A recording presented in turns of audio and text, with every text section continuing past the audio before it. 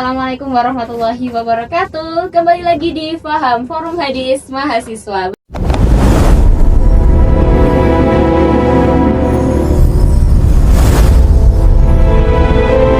Bareng aku Sabrina Syahidah, kita bakal ngobrol-ngobrol santai sambil ngomongin satu kitab yang seliweran gitu di FYP kita. Nah, buat ngobrolin ini aku nggak sendirian loh, aku sama ketiga temanku yang benar-benar handal banget dalam bidang ini gitu. Nah, yang pertama aku bawa temen namanya Kak Salman. Halo. Nah, yang sampingnya ada Kak Zuhra. Halo. Dan yang di pojok sana ada Kak Alia. Halo semuanya. Nah, daripada kita buang-buang waktu nih ya, kayaknya kita harus mulai aja deh pembahasan kita hari ini. Nah, teman-teman, kalian sering nggak sih dengar tentang hadis riwayat Tirmizi? Tapi pas kita ditanya tentang sosok beliau, kita tuh nggak tahu nggak sih gimana backstory-nya. Nah, bisa kasih penjelasan nih buat Kak Zuhra gimana backstory dari Imam At-Tirmizi ini. Nah, justru itu letak serunya. Karena beliau ini merupakan salah satu ulama yang memiliki spirit dalam mencari ilmu. Bayangin aja ya, dulu kan nggak ada kendaraan modern. Tapi beliau itu udah keliling dari Khurasan, Irak, Makkah, sampai Madinah. Cuma buat nyari dan dengar juga memverifikasi hadis langsung dari sumbernya. Beliau ini juga murid kesayangannya Imam Bukhari. Jadi kiblat metodologinya itu udah pasti mantap banget karena belajar langsung dari sang maestro. Oh begitu ya. Memang hebat banget sih karena kalau mentornya itu Imam Al-Bukhari ya. Nah dengar-dengar nih aku pernah ketemu berita kalau Imam At-Tirmizi itu pernah buta ya. Itu beritanya benar apa enggak sih? Iya benar banget. Istilahnya itu ad-dorir. Ada catatan sejarah menarik nih. Salah satu pemicu terjadi kebutaannya Imam At-Tirmizi itu karena beliau sangat sering menangis. Tahu nggak menangis karena apa? Nggak tahu nih, belum dengar. Yang pertama ini ya, beliau itu menangis karena saking besarnya rasa takut beliau kepada Allah. Masya Allah banget ya. Terus selain itu beliau itu rasa sedih, terjadi rasa sedih banget pasca ditinggal wafatnya guru tercinta yaitu Imam Al-Bukhari. Jadi kasihnya itu yang bikin merinding banget ya. Asli merinding banget sih karena keterbatasan beliau karena fisiknya tadi, tapi tetap menciptakan karya-karya yang populer gitu sampai sekarang yang kita buat rujukan mencari-cari kitab gitu ya. Nggak ngehalangin banget. Iya. Bahkan beliau itu kan wafat hingga 279 Hijriah ya. Iya. Masya Allah banget beliau itu ya. Nah teman-teman ngomongin soal warisan kitab beliau nih, aku langsung kepikiran sama kitab-kitab monumentalnya.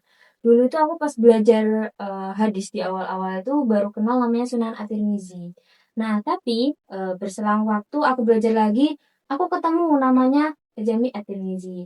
Jadi sebenarnya ini tuh dua kitab yang berbeda atau satu kitab tapi cuma beda namanya aja. Boleh nggak sih Kak Alia kasih pencerahan dan penjelasan gitu ke teman-teman Faham ini biar kita nggak kebingungan lagi gitu. Jadi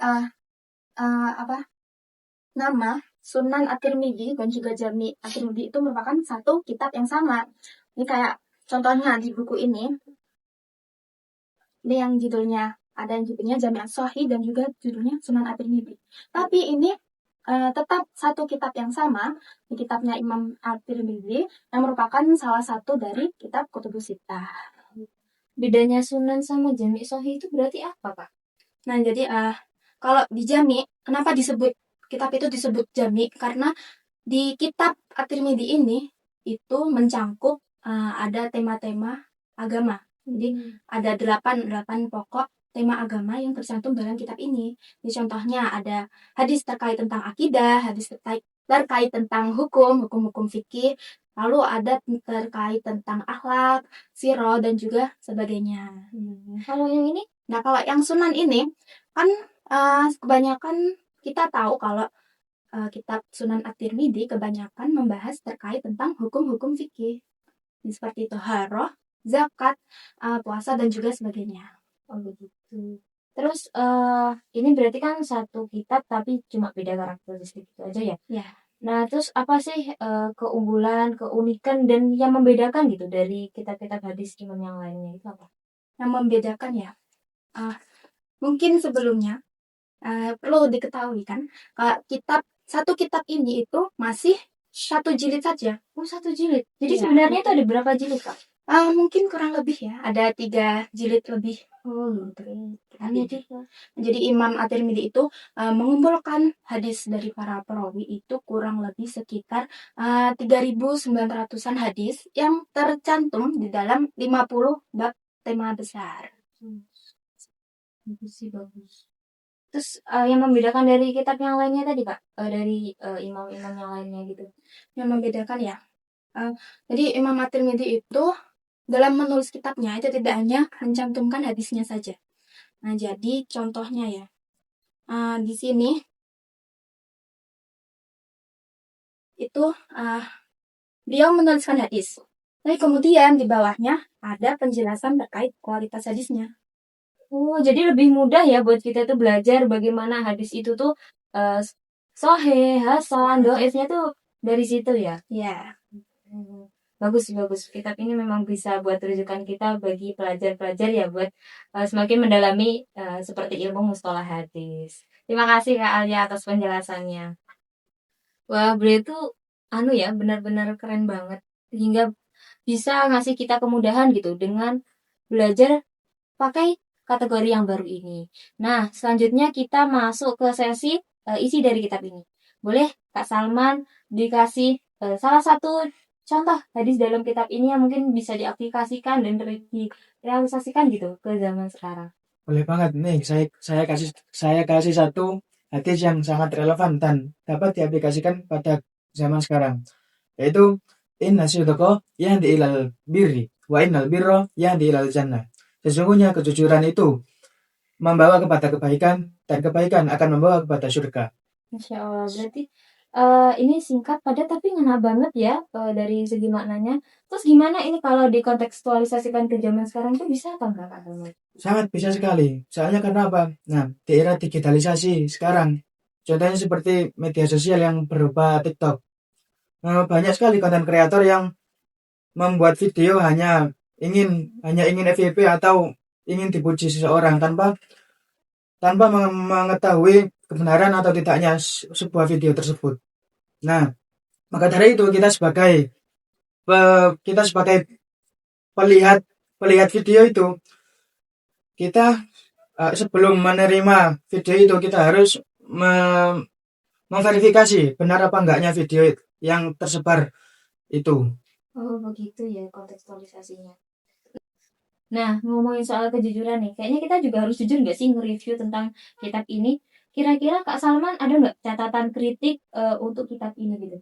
Ada dong, karena karya manusia tidak 100% sempurna. Nah, kritik yang pertama yaitu tentang kombinasi yang sempat dibahas tadi, tentang Sahih dan Hasan. Nah, para ulama berpendapat bahwa kombinasi yang tadi kurang konsisten di beberapa tempat. Nah, maka dari itu dosen yang ada di kelas sering menyarankan kalau mempelajari kitab Tirmidzi secara mendalam harus membawa dan membaca juga kitab syarahnya, yaitu yang paling kitab syarah yang paling terkenal yaitu Tuhfatul Ahwadhi karya Al-Mubarakfuri. Dan yang kedua yaitu Imam Tirmidzi sering menyantumkan hadis dhaif kepada kitabnya, terutama pada bab Fadailul A'mal. Nah, walaupun Imam Tirmidzi sudah memberikan penjelasan bahwa hadis itu dhaif di bawahnya, orang-orang awam jangan asal sembrono mengambil hadis-hadis tersebut untuk dibuat hukum fikih. Nah, baiknya mereka harus bertanya kepada orang-orang yang lebih tahu, seperti itu. Paham. Berarti sebenarnya kitab ini tuh super duper kuat banget ya tentang keilmuan dasarnya. Tetapi buat kita para pelajar itu sebenarnya lebih harus kritis ya dan bijak dalam membaca dan juga mempelajari kitab ini. Nah, teman-teman, kita kan dari tadi udah ngobrol panjang lebar. Nah, kira-kira ada nggak sih pembahasan dari kita itu yang kurang gitu? Kalau dari kalian mau ada yang nambahin pembahasannya? Mungkin aku ingin nambahkan dikit. Jadi At-Tirmidzi itu membuat terobosan baru, yaitu Hasan. Kalau ulama-ulama dulu kan cuma menggunakan Sohih dan dhaif saja. Terus At-Tirmizi ini membuat terobosan baru yaitu Hasan sebagai penulisnya. Di antara sahih dan juga Dan- dhaif tadi. Iya.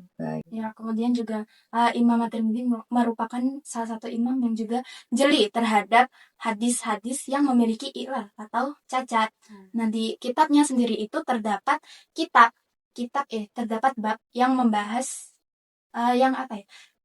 Temanya itu terkait tentang al-ilal as-saghir, itu membahas hadis-hadis yang cacat tersebut. Gitu. Jadi beliau itu benar-benar sangat jeli ya dalam meneliti hadis. Jadi dibedakan antara sahih, hasan dan juga dhaifannya. Baik. Wah, nggak kerasa banget ya kita tuh udah di ujung durasi gini. Dari kita pembahasan tentang biografi Imam At-Tirmizi, dari kitab-kitabnya hingga kita menjajaki tentang pembahasan kejujuran. Nah, ngomong tentang kejujuran, Sabrina punya sedikit pesan nih buat kalian dan juga pendengar Faham ini. Jadi kita kan sebagai anak muda itu kan sering ya menyebarkan informasi. Jadi sebaiknya kita itu harus benar memastikan informasi yang kita ambil ini tadi sesuai dengan fakta, baru boleh disebarkan. Nah, aku mau ngucapin terima kasih banyak nih buat teman-teman aku yang udah meluangkan waktunya.